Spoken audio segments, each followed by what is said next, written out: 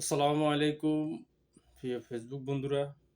আমি আগে একটা ভিডিও করছিলাম ইন্ডিয়াতে প্রধানমন্ত্রী সফরকে নিয়ে। সেটা হচ্ছে কোন বিষয়ে ভাবতে আমাদের কি ফাইলাম আমরা ওখানে গিয়ে সফরে গিয়ে ও প্রাপ্তি সম্পর্কে জানতে চাইছিলাম। হ্যাঁ, তো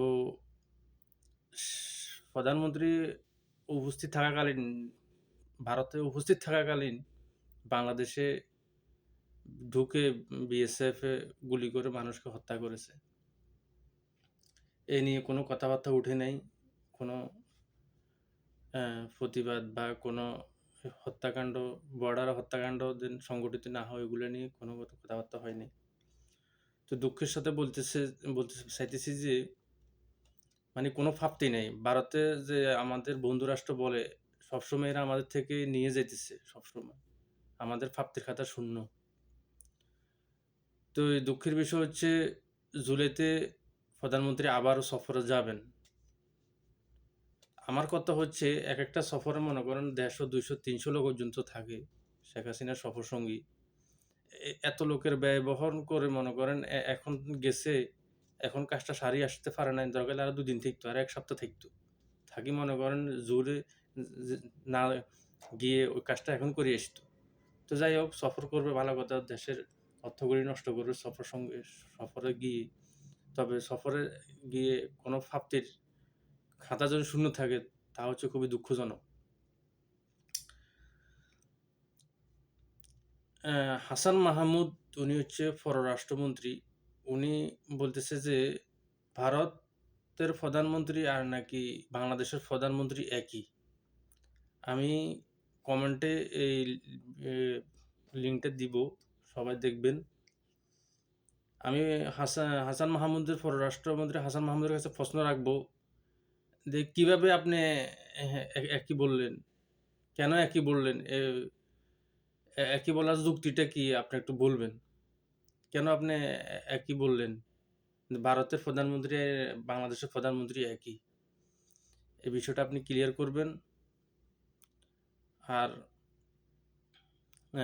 সালমান এফ রহমান উনি বলছেন যে বাংলাদেশের আর ভারতের টাকা দোনো দেশে যেন চলে ওইটা যেন করে। তো এটা মনে করেন বিভিন্ন দেশে হয়ে আসতেছে, যেমন দুবাইয়ের রিয়াল ওমানে চলে, ওমানের রিয়াল দুবাইতেও চলে। এভাবে পার্শ্ববর্তী দেশগুলোতে এক দেশের টাকা এক দেশে চলে, সমস্যা হয় না। ওটা যতদিন হয় সমস্যা নাই।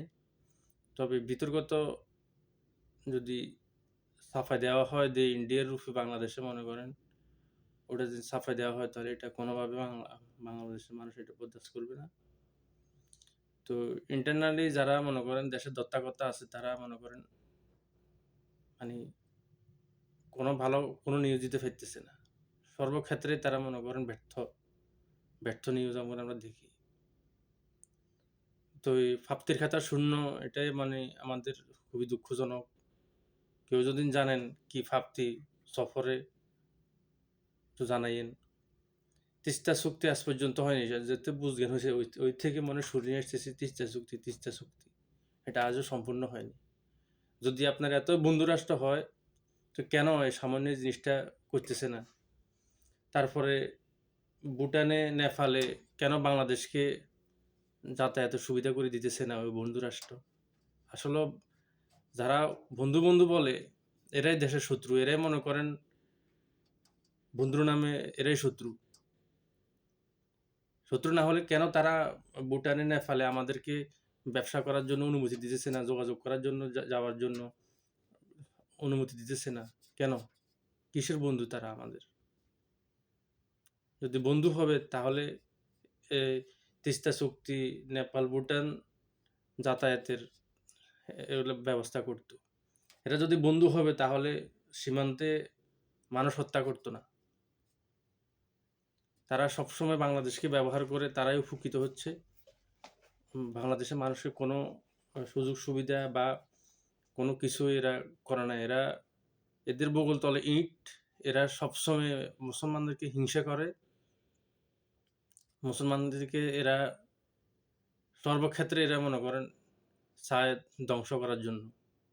কিছুদিন আগে আপনারা জানেন এ হিন্দুরা মনে করেন মুসলমান মেয়েদের উপর বিভিন্ন সালসা চুরি করে তাদের ইজ্জত আরবু নিয়ে, তাদের মান-সম্মান নিয়ে তারা খেলা করতেছে। একমাত্র হিন্দুরাই। তা আমি বলব দেশের রক্ষার্থে, দেশের সবকিছু রক্ষার্থে যেন সবাই সোচ্চার হন, সবাই কথা বলেন।